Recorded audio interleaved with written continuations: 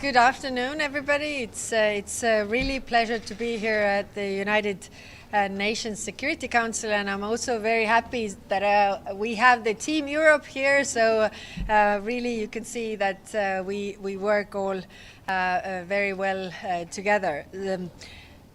The world is more dangerous now than it has ever been since the Cold War. From Russia's war against Ukraine to conflicts in the Middle East and the crisis in the Democratic Republic of Congo, global security is eroding fast.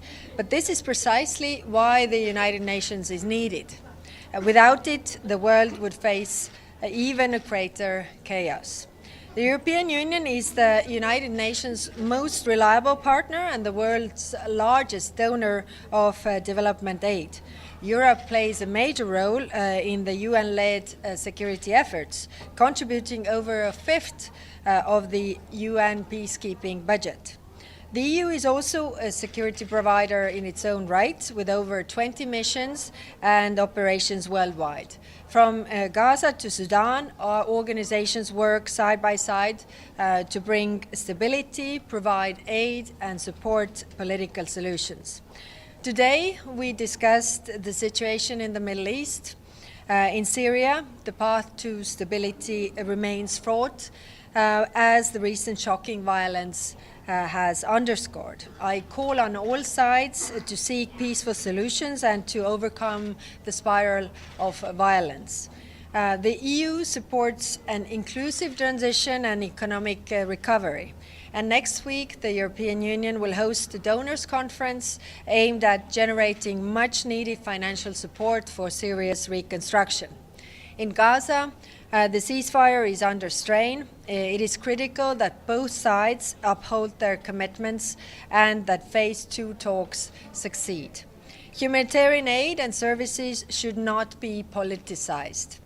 The EU welcomes the Arab Recovery Plan, and we look forward to discussing it further with our partners. As the region moves on to rebuild, the two-state solution remains the only path to sustainable peace. The Security Council also discussed Russia's war against Ukraine. Moscow's war is nothing more than a colonial assault and an unjust invasion of a sovereign neighbor. Nobody wants peace more than the Ukrainian people, who are bombarded every day. I agree with the President Trump that the killing must stop.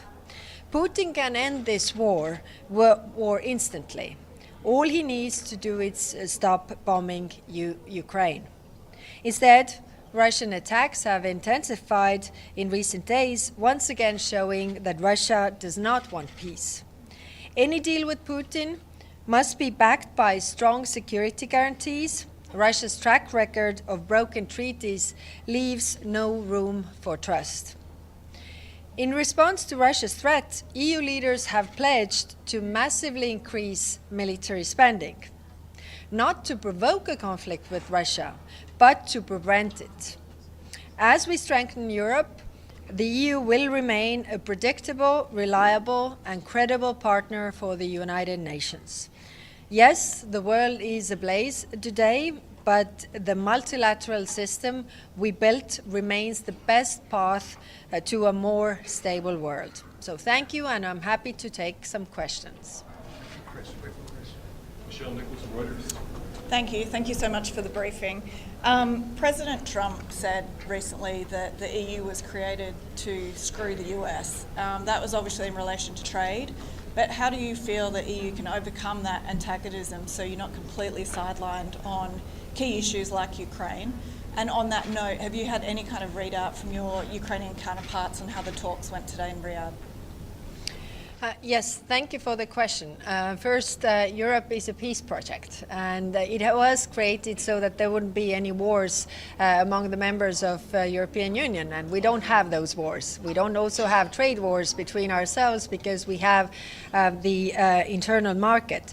When it comes to being a major player in the geopolitical sphere, I think right now everything, our relations with third parties around the world show that everybody's looking at us because we are the reliable, the predictable partner. So I really see the possibility to grow also Europe's geopolitical presence. And when it comes to the talks right now, then the messages that we get from Ukraine that these talks are very constructive. So we will look forward to more news from there.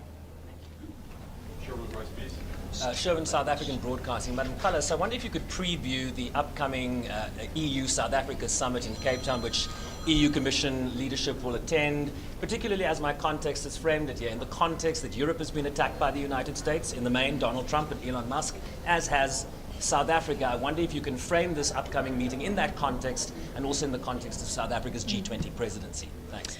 Yes, South Africa's G20 presidency is built on sustainability and equality for all. These are the basic principles also of European Union.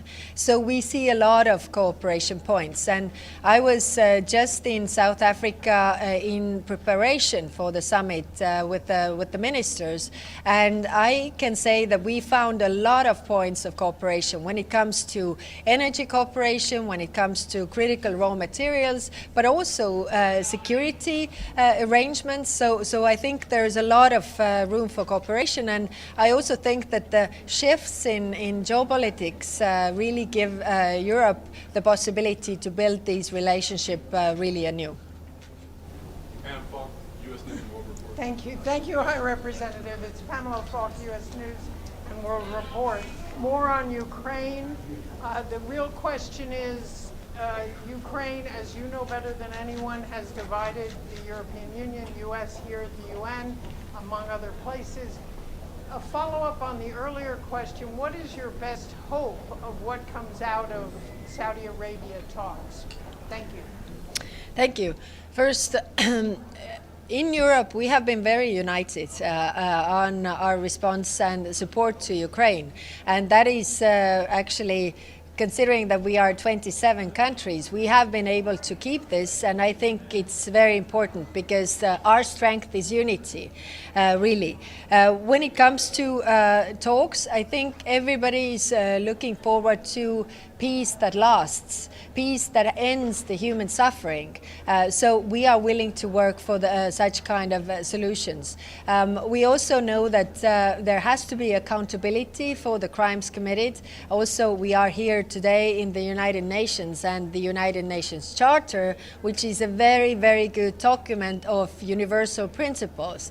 But there also has to be a response if somebody, violates those principles. And therefore, I think, it is in our interest, together with our like-minded partners all across the world, that the UN Charter is still applicable.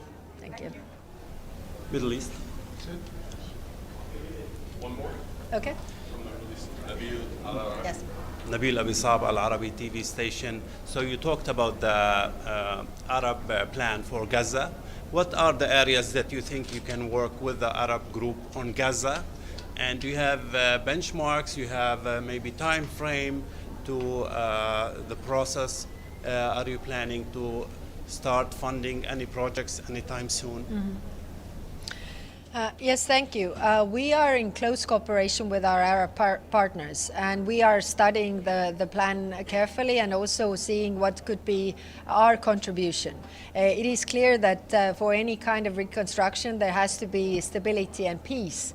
Otherwise, it is very hard to build this, and therefore the governance of Gaza is extremely important discussion point, where European Union sees also the role to be, mediating partner there. We definitely want to see the governance of Gaza so that, Palestinians have their rights respected, and we will closely cooperate with our Arab partners. How can we build this further before we discuss any kind of, additional funding? Thank you very much. Thank you. Thank you. Good. Thank you, everybody. Thank you for coming.